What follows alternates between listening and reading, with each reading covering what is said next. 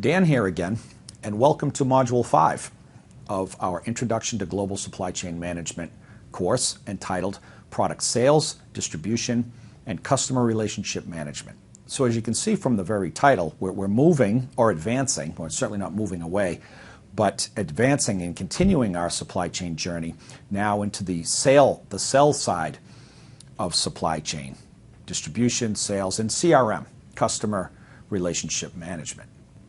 Kicking off with our agenda, we're going to bring additional and repeated definition to distribution, its function within the sales and operations planning, integration and synchronization thought process.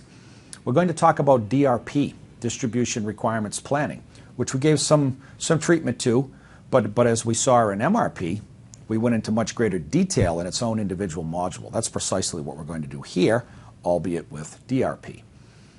Always a focus on integration. So our fourth bullet point takes us into the integration of DRP with those other sales and operations planning functions, the cascade effect, the ability to integrate functions both internally and externally in such a way that it allows us to execute on our supply chain management activities. We'll talk about key elements of CRM, much like we did in the SRM scenario, go through those strategic and operational considerations, and provide a nice suite of key performance indicators that help to measure our performance as well as that of our customers, we being the seller in what in essence is an export environment. So some good stuff to talk about here. Let's jump in. I've seen this slide a bunch of times. We just want to emphasize that we're now on the sell side of our supply chain into a distribution system dealing with customers. We're the seller. We are engaging in the distribution of products out into the global marketplace. Maybe we're exporting from our operation in China. Maybe we're exporting from here in the United States or from Europe or anywhere else, but we are the seller, we are the exporter. Let's talk about distribution in terms of its definition, just to create that proper foundation. It really involves all activities associated with the movement, the physical movement of finished goods and service parts from locations in a warehouse network to the end customer. It's important to point out that for us as the seller, the merchandise, it's finished goods for us. We're selling a finished assembly to go into the dashboard of a vehicle. It's a finished good for us, but it might be a raw material for our customer. It just depends on the model and where we are in that supply chain. Many different examples. But again, we are the seller, and for us, in essence, it's a finished product that we're selling. That's what we mean by that. Second sentence here, closely linked to other supply chain areas, starting with forecasting, definitely. Warehousing, inventory management, order management and logistics, which we've yet to discuss in detail, but will. Distribution, it's that client-facing function. It's the front line of the organization that drives our overall sales and operations planning processes. So it's integral to the distribution planning is the ongoing execution of DRP, Distribution Requirements Planning, and in particular, gross to net exploding and lead time offsetting. We've said this, we'll say it again momentarily, but let's get it right out there. Whereas buy-side and sell-side activities are obviously different, when we talk about the planning function in terms of quantities of goods to get out into the distribution network, when that has to happen, these concepts of gross to net exploding and lead time offsetting are equally applicable and carry the same conceptual meaning in both an MRP and a DRP environment. That's the beauty of gross to net exploding and lead time offsetting because, yeah, sure, different environments, MRP buy side versus DRP sell side, but conceptually and how the exercise is carried out is almost identical. So you'll see very, very substantial similarities between that MRP and DRP activity. Starting with this idea of the cascade effect of, in this case, of distribution and sales and operations planning.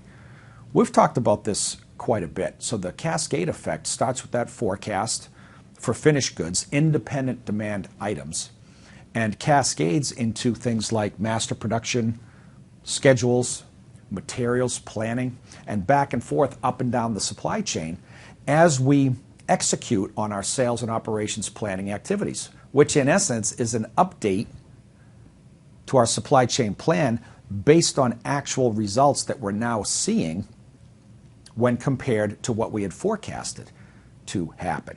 So DRP and the cascade effect, clear, and very important links there. Here we are again.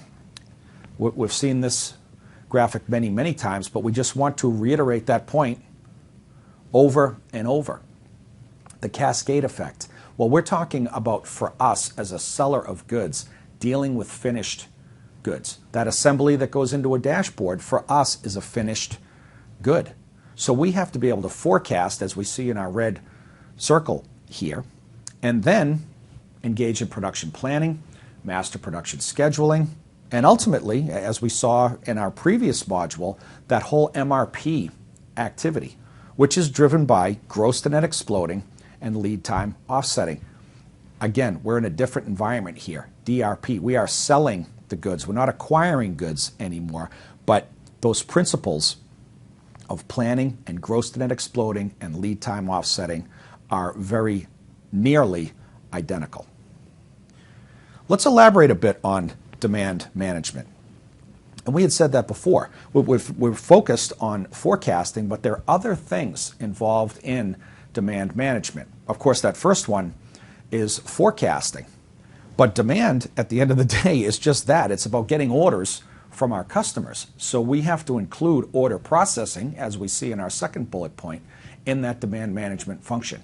It's great to get an order. It's great to have demand. We have to be able to meet that demand.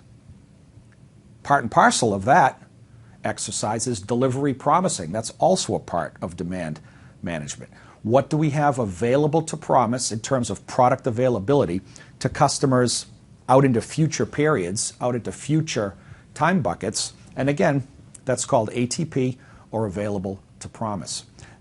Gross to net exploding and lead time offsetting will help us to make that determination.